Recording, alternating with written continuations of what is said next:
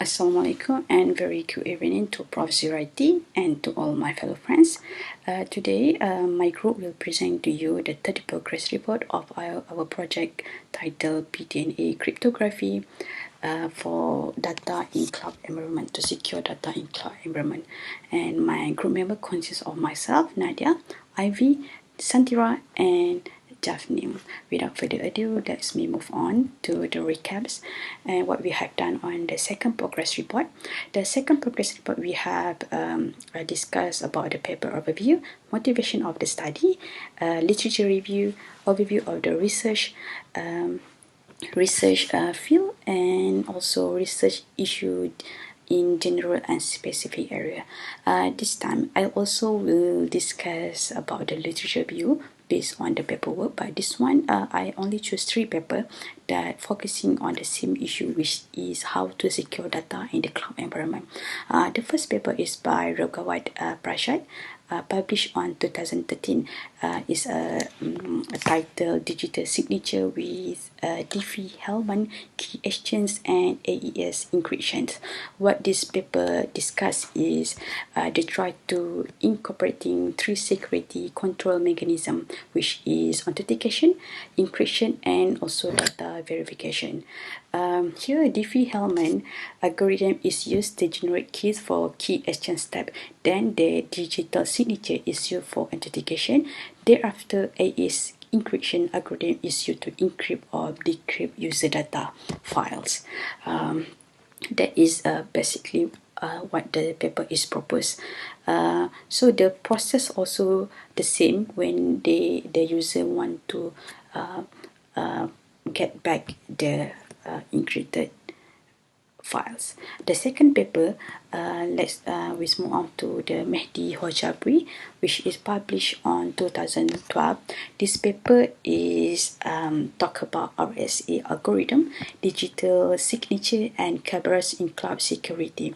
What's this paper talk about is the paper try to use the Kerberos authentication services as a separate system before they try to encrypt and decrypt the data.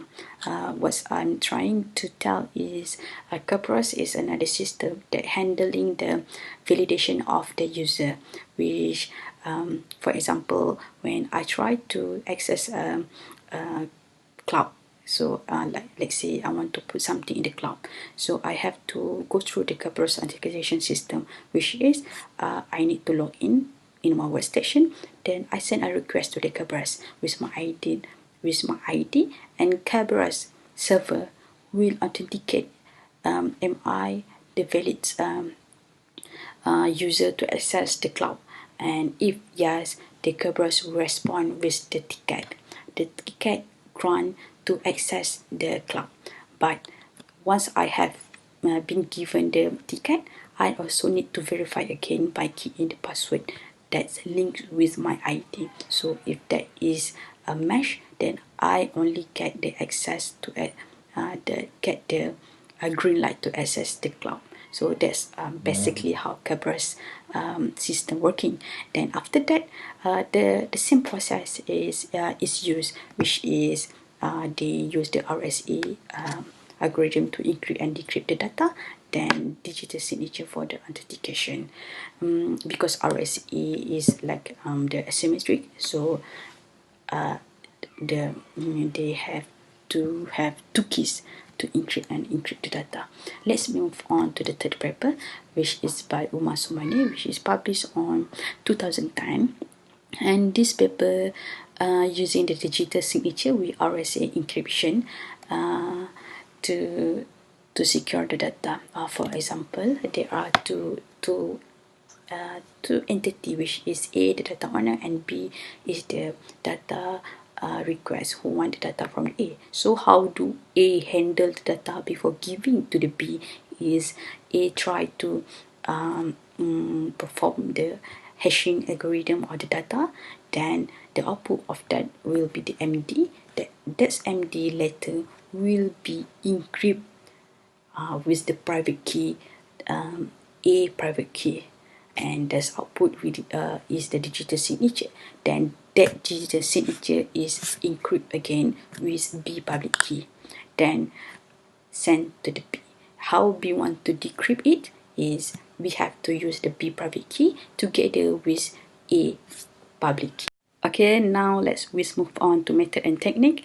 The BDNA algorithm is inspired by the DNA algorithm, which is that's DNA algorithm focus on DNA sequence. Okay, but this BDNA we only focus on the ASCII character set for the encryption and decryption.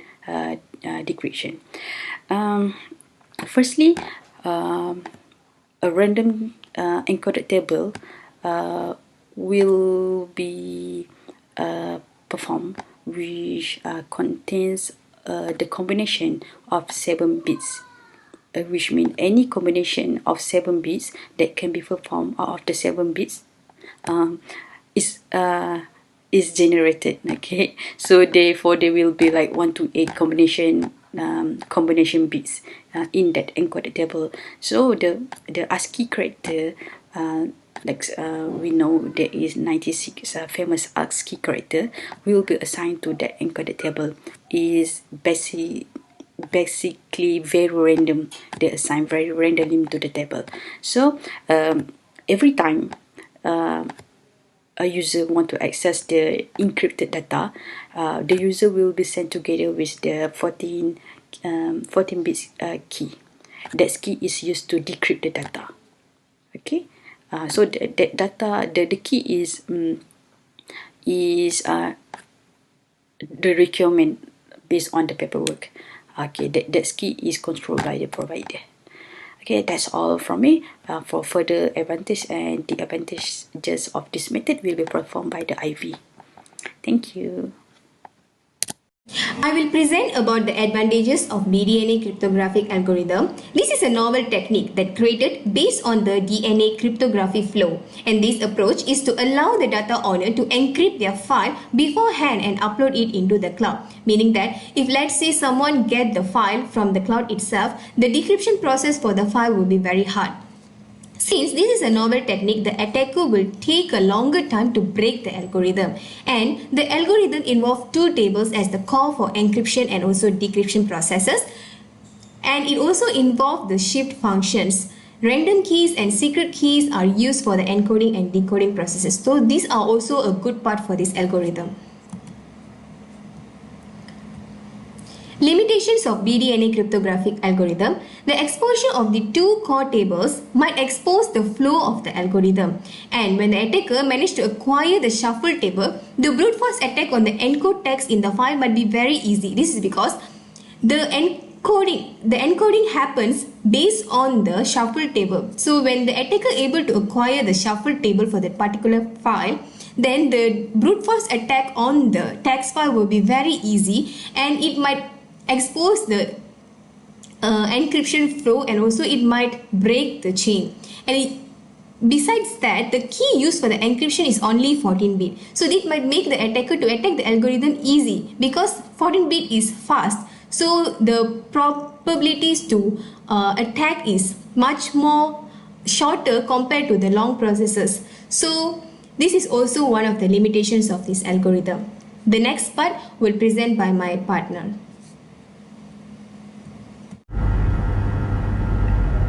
Okay, thank you Ivy for the disadvantage and advantage of BDNA. Next, I will proceed to the existing problem in the methodology. Hussein et al. Has proposed a new technique for DNA cryptography that uses dynamic DNA sequence table along with OTP to enhance the security and secrecy of encryption and decryption process. This involves multi-steps on DNA conversion and DNA sequence. The private key for encryption is generated randomly, and the size of the key is the same as the input, which is printed. It means longer the input, longer the private key we generate randomly. Okay, the first problem we found, the ASCII character as input is set to 96 characters only. This means the table cannot be expanded to add more characters. Once the table to undergoes the iteration process is known, each ASCII character will be randomly represented by 8 bits. It is somewhat predicted even if the bits are scrambled or have been transformed to a character would be represented by 8 bits. Second problem we found, the author has set the private key for the encryption process to be same length as the input, even though this can provide a tough security, but the time taken for the encryption and decryption process will be higher compared to another encryption method. The time taken for encryption is inversely proportional to efficiency of encryption algorithm. Therefore, the higher time taken for encryption process here shows the algorithm is somehow quite less efficient. Okay, the last and the third existing disadvantage we found, before sending the DNA sequence to the receiver, is converted into final encrypted format using the amino acid table. In this table, 26 alphabets from A to Z were used to represent different amino acids. Each of these alphabets has the possibility to have multiple strands of amino acid sequence. For example, 3 different amino acid sequences. This can cause trouble during the decryption process, as we can't find the matching amino acid sequence to be replaced with an occurrence of alphabet. Thank you. Next, I will pass to Santira.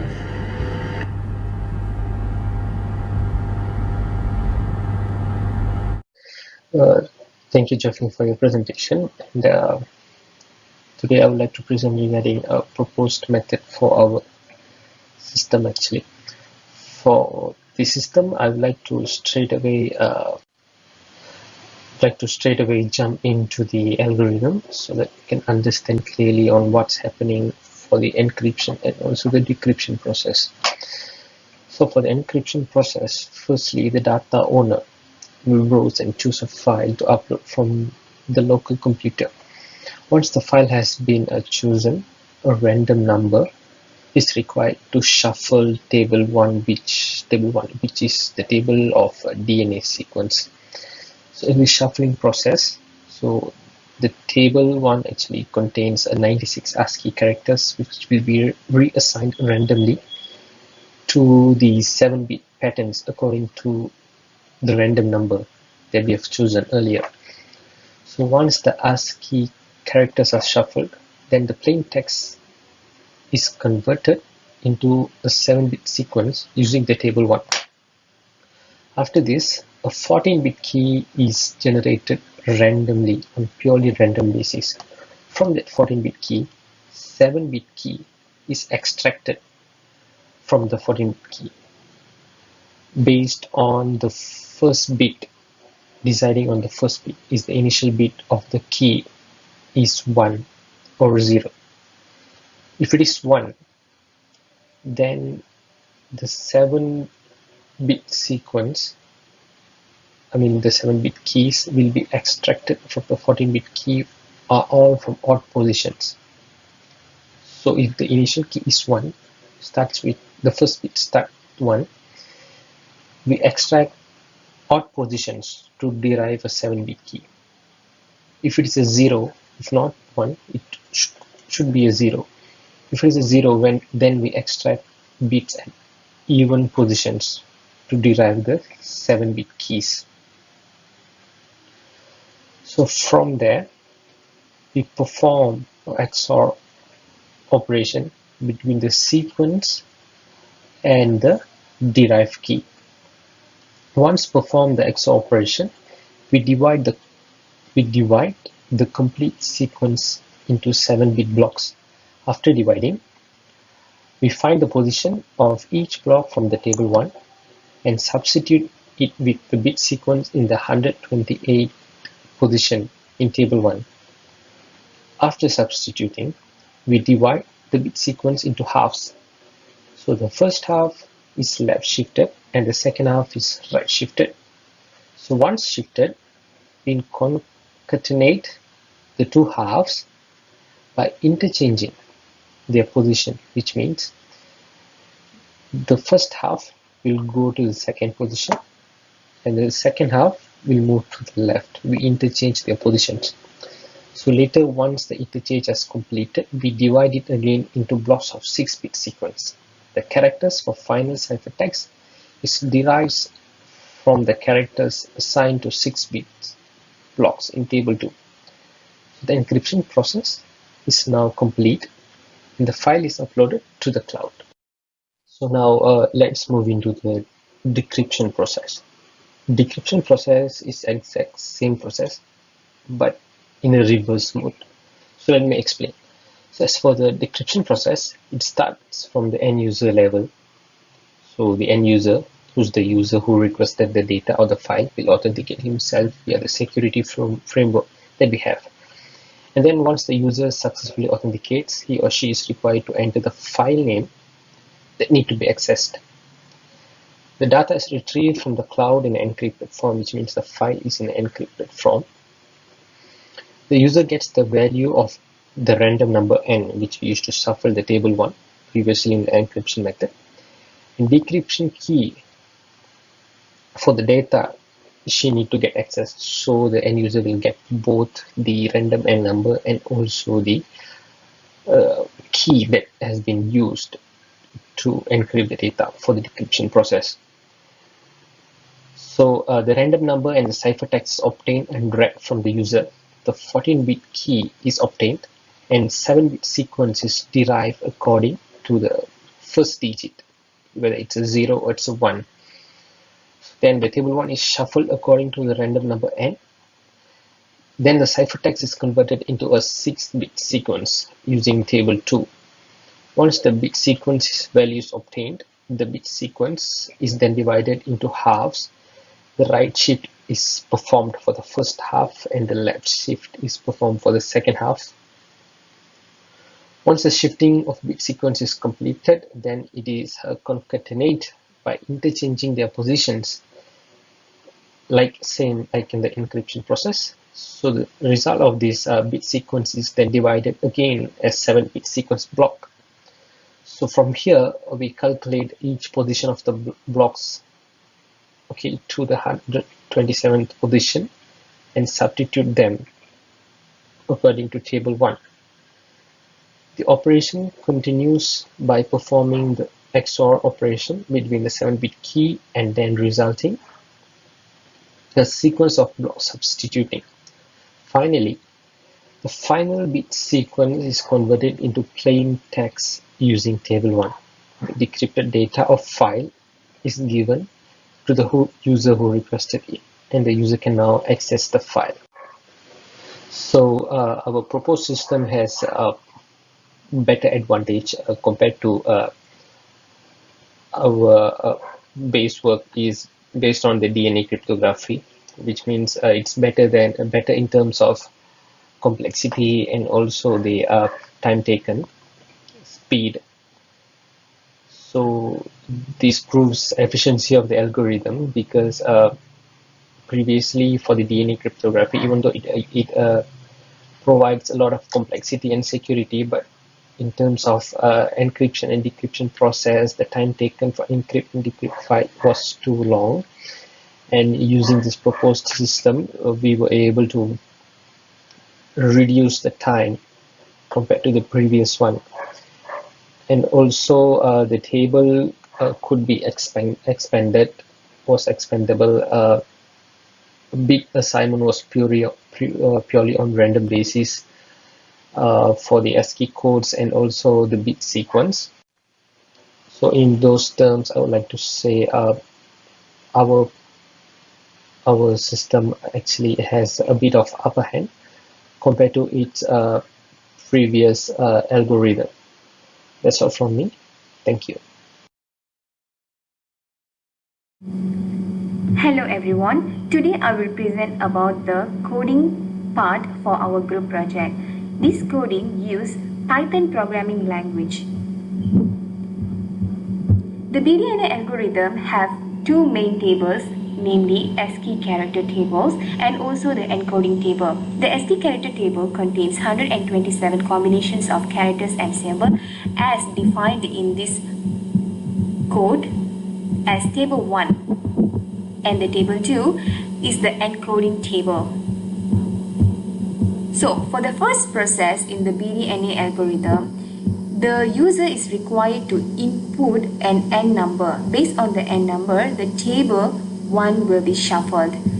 So as defined here, if integer n is greater than 0 for I in range of integer n, then random says 0. Okay, I'll be explaining about what it says, meaning that if n is greater than 0, let's say n is equals to 1, then the table 1 will be picked and it will be shuffled as mentioned here, the table 1.